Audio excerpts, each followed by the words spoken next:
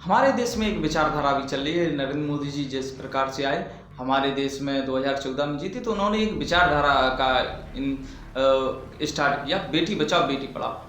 क्या ये जो मोदी जी जो बात कहते हैं कि बेटी बचाओ बेटी पढ़ाओ, क्या 2014 से पहले जो भी लोग मिडिल क्लास फैमिली के या उच्च वर्ग के या धनी वर्ग के लोग हुआ करते, वो क्या अपनी लड़कियों को नहीं पढ़ाया करते थे? क्या वो अपनी लड़कियों को शिक्षा नहीं दिया करते थे? क्या वे वास्तविक शिक्षा, जो मिडिल क्लास का जो फैमिली हुआ करती, वो क्या उनको शिक्षा से वंचित किया जाता था? नहीं किया जाता था भाई। सरकार जब से आई है तब से लड़की बेटी बचाओ बेटी पढ़ाओ। पहले का अगर आप आंकड़े उठा के देखेंगे तो मिडिल क्लास की फैमिली अगर आप देखेंगे, मिडिल क्लास और उच्च वर्ग की जो फैमिलियां देखेंगे, वो उन्होंने कभी डिस्क्रिमिनेशन नहीं किया कि लड़के को पढ़ाना चाहिए या लड़की को पढ़ाना चाहिए। उनके पास जो लोग थे उनको उन्होंने पढ़ाया। लड़की अगर तो उनके पास 3 थी तो उन्होंने 3 लड़कियों को पढ़ाया, उनके पास 4 लड़के थे तो उन्होंने 4 लड़कों को अपने पढ़ाया। लेकिन बैकग्राउंड में आप जाइए, आप देते हैं बेटी बचाओ बेटी पढ़ाओ। भाई एक बात बताइए, मिडिल क्लास के व्यक्ति पास पैसे हैं तो भाई बेटी बचाओ बेटी पढ़ाओ, वो तो भाई पढ़ा ही रहा है, उसमें तो कोई हर्ज है नहीं। और उच्च वर्ग के पास भी पैसे हैं तो वो तो अपना काम कर रहा है, उसको इतना सोचने की क्षमता तो है नहीं कि बेटी बचाओ बेटी पढ़ाओ, ये सब नहीं। तो मोदी जी ने एक इंट्रोड्यूस किया, क्या? बेटी बचाओ बेटी पढ़ाओ। क्यों किया? क्योंकि उसके माध्यम से इनको जो वोट बैंक मिलना चाहिए वो मिलता रहा है कि बेटी बचाओ बेटी पढ़ाओ।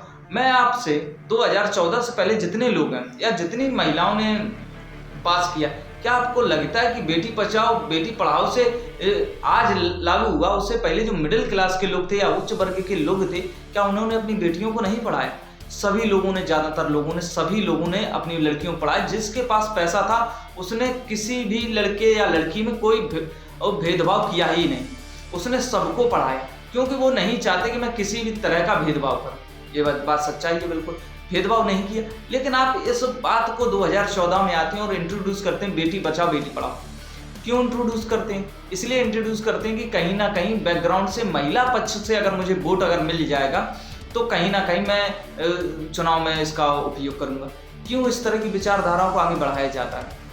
और आपको बेटी बचाओ बेटी पढ़ाओ अगर इतना ही गलत लगता है तो आपको उसको सरकारी स्कूलों को बढ़ाना चाहिए, सरकारी स्कूलों की क्वालिटी को बढ़ाना चाहिए। उनमें लड़का लड़की या निर्धन व्यक्ति, जो लड़कियां, जो निर्धन परिवार से लड़कियां हैं, जिनके गरीब परिवार से, जिनके पास खाने को या खाना नहीं है, उनके लिए निःशुल्क शिक्षा करिए।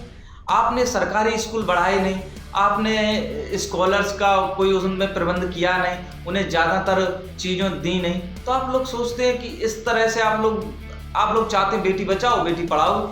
देखो, निर्धन व्यक्ति ही नहीं अपनी लड़की को पढ़ा पा रहा। क्यों नहीं पढ़ा पा रहा? क्योंकि उसके पास उतना पैसा नहीं। और भाई जिस व्यक्ति के पास वो पैसा नहीं होगा वो वैसे भी नहीं पढ़ा पाएगा, सीधी सी बात। क्योंकि पढ़ाने के लिए पैसा लगता है भाई, कुछ समय तक तो सरकार देगी, लेकिन आगे चलकर तो वो पढ़ना तो उसको कहीं ना कहीं प्राइवेट कोचिंग में जाना या कहीं जाना। तो जब उसकी आर्थिक स्थिति अच्छी नहीं तो वो बेचारा कैसे सर्वाइव कर पाए? फिर उसको आने वाले समय में उसको अपनी लड़की की शादी भी करनी है, तो वो भी चीजें देख रहा। अब आने वाले वो बेचारा क्या देख रहा? इस लड़की की शादी करनी है, अब मैं इसको पढ़ाऊंगा या क्या क्या कराऊंगा। तो भाई जो निर्धन व्यक्ति है, जो गरीब तबके का व्यक्ति, वो क्या कर पाएगा? क्या लगता है कि आपको उन लोगों को, वो बेचारे को, वो सबको पढ़ा लेगा? अगर उसके 4 निर्धन व्यक्ति, अगर 2 लड़कियां और 1 लड़के हैं, तो क्या लगता है कि दो सबको एक बराबर सभी को पढ़ा पाएगा? नहीं पढ़ा पाएगा, क्योंकि उसके पास इतना सफिशिएंट चीज़ें नहीं है, पैसे नहीं है कि जिसके माध्यम से वो उसको पढ़ा सके।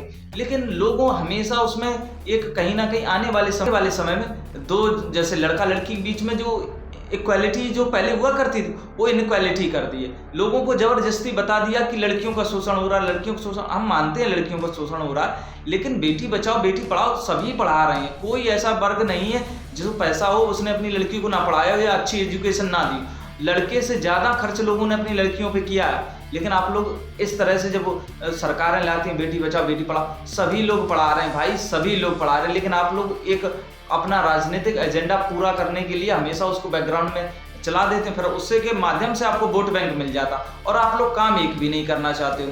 काम करने की जब बात आएगी, ना आपने सरकारी स्कूलों को बढ़ाया, ना उसमें जो महिलाएं पढ़ा रही थी उनको ना ही बदला, या जो पढ़ा रही थी उनमें पढ़ाने की इतनी क्षमता ही इतनी अच्छी नहीं तो क्यों वो एक निर्धन व्यक्ति एक ऐसे स्कूल में पढ़ने को अपने बच्चों को भेजेगा जहाँ पे पढ़ाने के वाले स्किल्स ही डेवलप नहीं है और लोग इतने समझदार नहीं है। जिस हिसाब से आज के टीचर जो नए लड़कियों में जो समझ है वो अन्य जो पिछले पुराने जो टीचर पढ़ा रहे हैं उनमें आपको अंतर तो देखने को मिलता होगा। दोनों एजुकेशन बहुत बड़ा डिफरेंस है। आपने वो कम किया नहीं किया, बस आपने एक धारणा पकड़ ली, बेटी बचाओ बेटी पढ़ाओ। बेटी बचाओ बेटी पढ़ाओ अच्छी बात है, लेकिन वो पहले से ही हो रहा है, आपके कहने से नहीं हुआ। आपने जबरदस्ती दो बच्चों के बीच में विभाजन कर दिया, दो बच्चों के बीच में लड़का लड़की में अंतर डिफरेंस कर दिया जो पहले नहीं हुआ करता। तो उसमें आपने डिफरेंस दिखा दिया लोगों को कि बेटी बचाओ बेटी पढ़ाओ। अरे बेटी बचाओ बेटी पढ़ाओ, लड़के को क्या फेंक देंगे क्या लोग?